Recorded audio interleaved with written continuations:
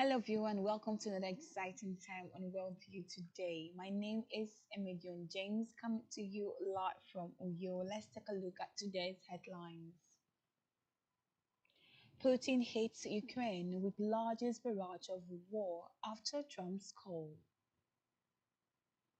Thousands evacuated as Greece wildfire rages on Creta. Liverpool's Diogo Jota mourned by family. Portugal's Prime Minister in hometown wake. We'll bring you details of this story and more on Worldview today.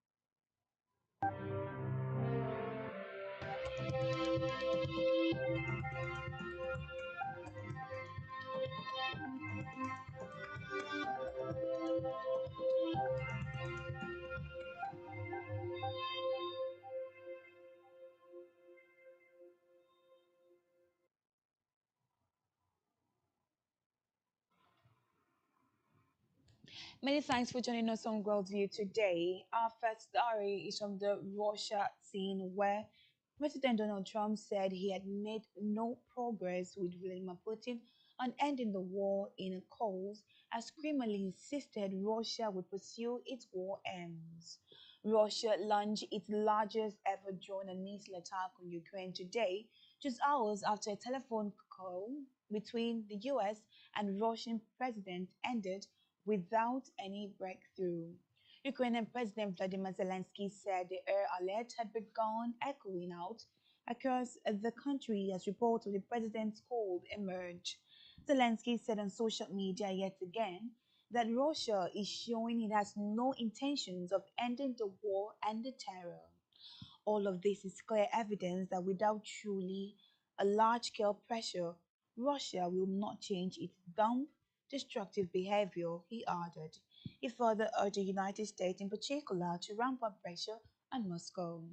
Meanwhile, he said that 23 people were wounded in the Russia barrage that the Air Forces said included 539 Russian drones of various types and 11 missiles. A representative of Ukraine Air Force told Ukrainian media that the attack was the largest after Russian invasion. In the meantime, US President Donald Trump said today he came away disappointed with a telephone call with Russian President Vladimir Putin because it does not appear the latter is looking to stop Russia's war against Ukraine. US attempts to end Russia's war in Ukraine through diplomacy have largely stalled, and Trump has faced growing calls, including from some Republicans, to increase pressure on Putin to negotiate in earnest.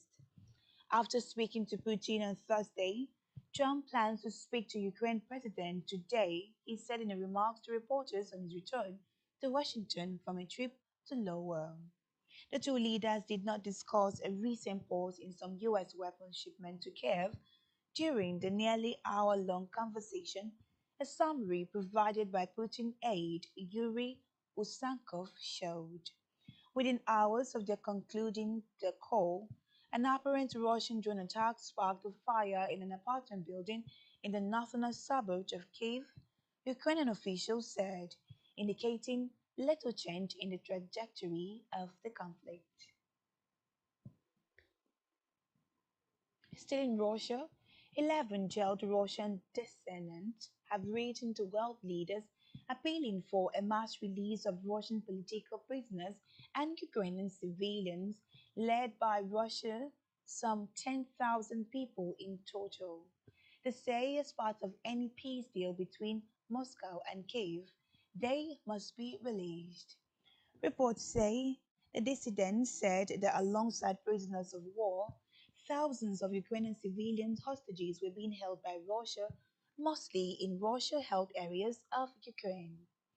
Talks in May and June on ending Russia's full scale invasion of Ukraine made no progress towards a ceasefire, despite a plea by US President Donald Trump to end the war. But the two sides have exchanged captured soldiers and war dead.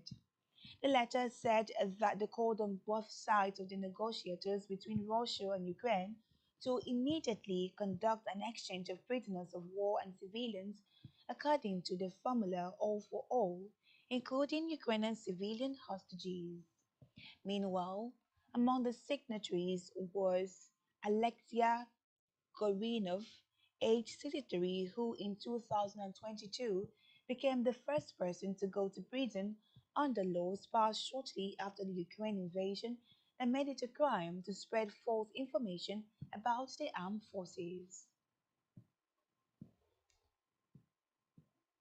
Still in Russia, Russia has become the first nation to recognize the Taliban government of Afghanistan since it took power in 2021, announcing it has accepted an ambassador from the Islamic Group. Russian Foreign Ministry said in a statement that they believe that the act of official recognition of the government of the Islamic Emirate of Afghanistan will give impetus to the development of productive bilateral cooperation between their countries in various fields. Also, they added that they see significant prospect for cooperation in the trade and economic areas with an emphasis on projects in the fields of energy, transport, agriculture, and infrastructure. The statement continues, affirming that they will continue to assist Kabul in strengthening regional security and combating the threats of terrorism and drug related crimes.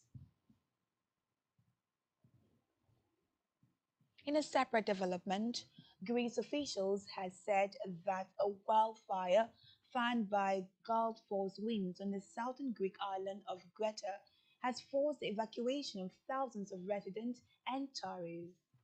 An elderly man died in a neighboring Turkey where wildfires forced the evacuation of six villages in the western province of Izmir. Hot, dry weather in Greece, not unusual for this time of the year, has heightened the risks of a repeat of summer wildfires that have hit the country in recent years. While Turkey, although spared from the recent heat waves that gripped southern Europe, has battled the effects of a long-term drought brought on by climate change. Earlier, Vice Prefect Yanis Androulakis confirmed that evacuation took place in numerous hotels and tourists were safely transferred to a closed gymnasium in the municipality of Patra in the southeast. The authorities acted because water bomber planes could not reach the affected areas overnight, he added. Let's move now to the Asian Pacific region where Indonesian rescuers are battling strong current today as they rescue the search for 30 people still missing about 35 hours after a ferry sank, killing at least 6 people, officials said. The ferry named KMP Tunu Patama Jaya was carrying 65 people, all Indonesians, when it sank about 30 minutes after setting sail from East Java, Born for the holiday island of Bali on Wednesday night. 29 survivors were rescued on Thursday before the search was called off due to poor visibility. Rescue operation resumed today in the waters of Bali Strait, involving ships, helicopters, and hundreds of rescuers. Strong current and rain are expected.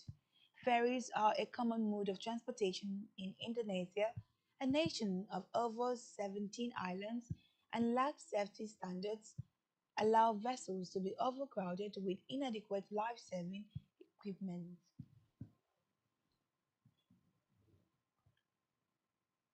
Away from that, Malaysian top police officials said today that Malaysian authorities have dismantled a network that used social media to spread ideology and raise funds for the Islamic State militant group among Bangladesh nationals working in the country. Muslim majority Malaysia has detained hundreds of people for suspected militant activities after a 2016 attack in the capital, Kuala Lumpur, that was linked to Islamic State, though arrests have largely abated in recent years following a regional crackdown. In a televised press conference, Inspector General of Police Mod Khalid Ismaili said authorities had detained 36 Bangladesh nationals in several operations since April, all of whom had come to Malaysia to work in factories or in sectors like construction and services.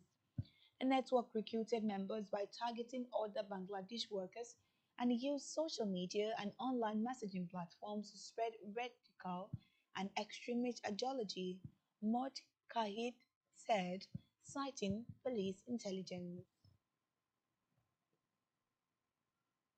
Elsewhere, a senior Indian minister has said that only the Dalai Lama, an organization he set up, have the authority to identify his successor as the spiritual head of Tibetan Buddhists in a rare comment contradicting rival China's long-held position.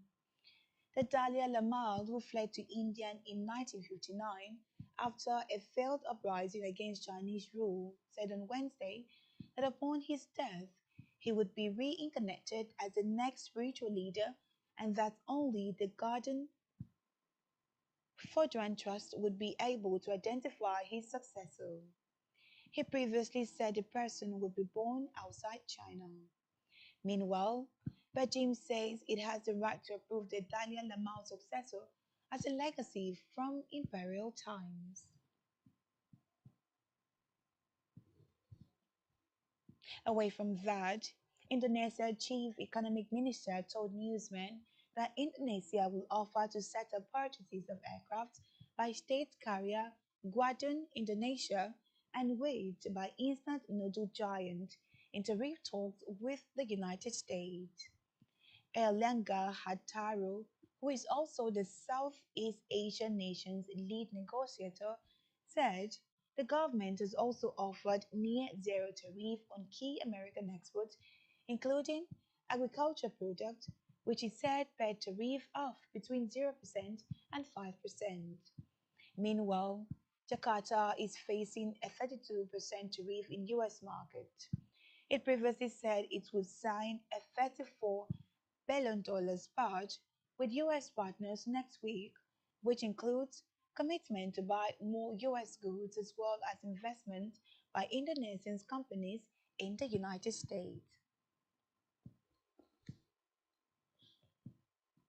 Let's go on a short break right now. When we return, the spotlight will be on the White House, where US President Donald Trump is set to sign a big, beautiful bill on US Independence Day.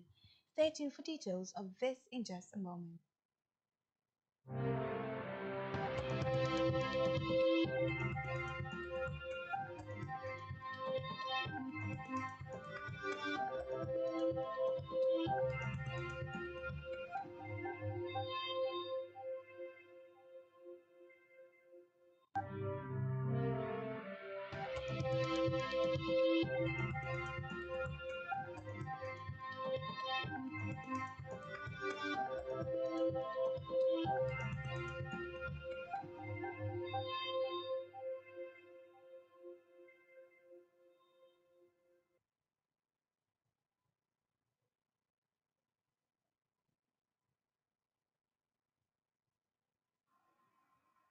Many thanks for staying tuned. We move now to the White House, where US President Donald Trump will sign his flagship tax and spending bill today in a pomp laden Independence Day ceremony featuring fireworks and a flypast by the time of steel bombed that bombed Iran. Trump pushed Republican lawmakers to get his unpopular One Beautiful bill through a reluctant Congress in time for him to sign it into law on the US national holiday and they did so with a day to spare Thursday. Ever the showman, Trump will now mount a victory lap over the bill, which cements his radical second term agenda with a grand party at the White House marking 249 years of independence from Britain. Trump announced that he would have a signing ceremony at the White House at 4 p.m. today, and that pilots who carried out the bombing on Iran were among those who had been invited. The bill is the latest in a series of big political wins at home and abroad for Trump and underlines the 79-year-old's dominance over both the Republican Party and U.S. politics at large for now.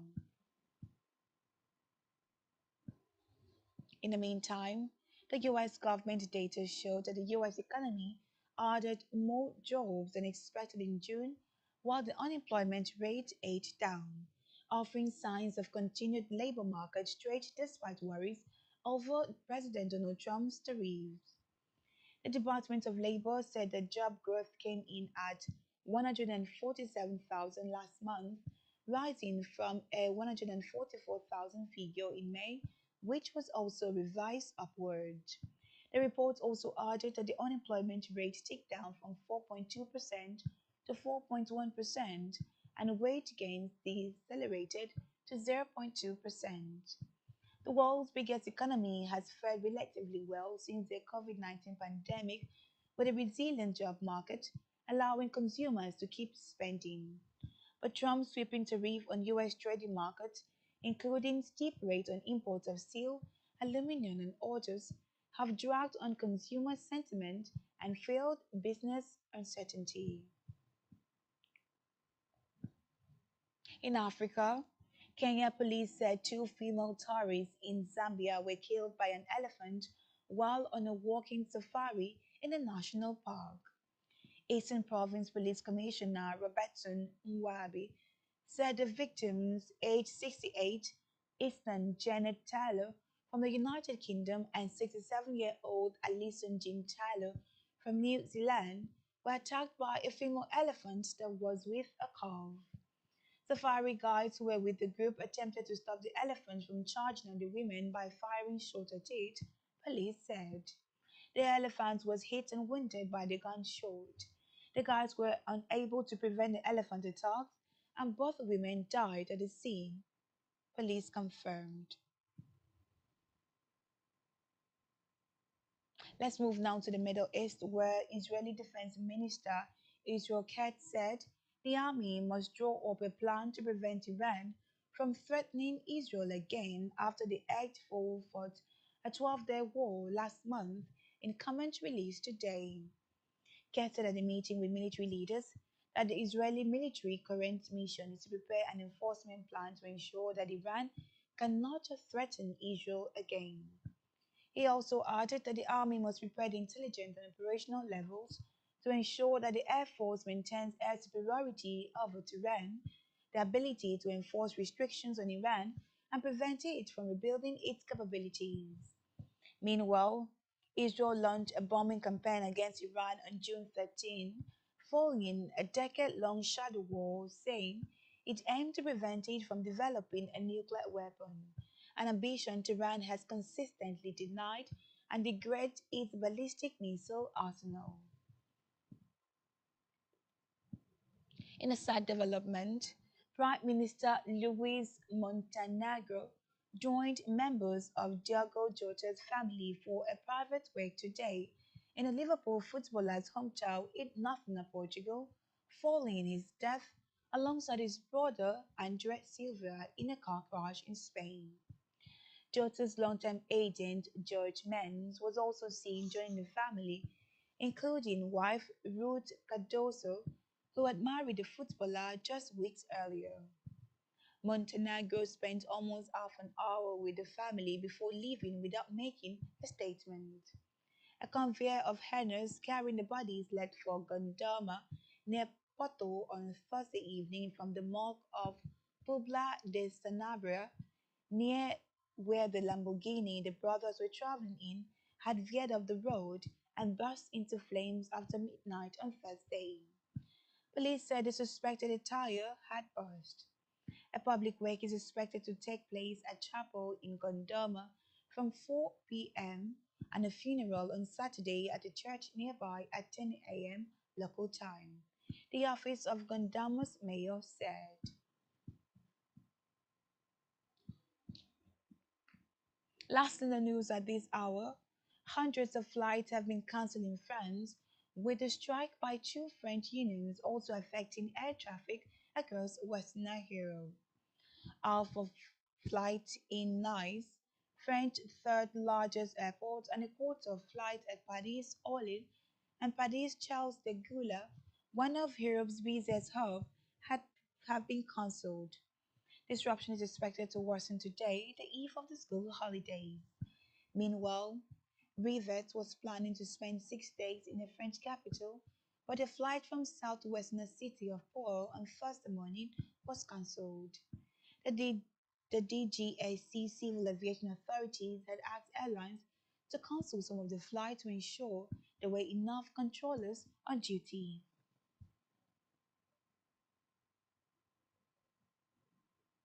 And that's all we have for you on Worldview today. Do ensure to follow us on social media. Subscribe to our YouTube channel, all of which you can find on our website at spectrumtvlive.ng. I am Emma John James, and you've been watching Worldview on Spectrum TV. Do enjoy the rest of your day. Bye for now.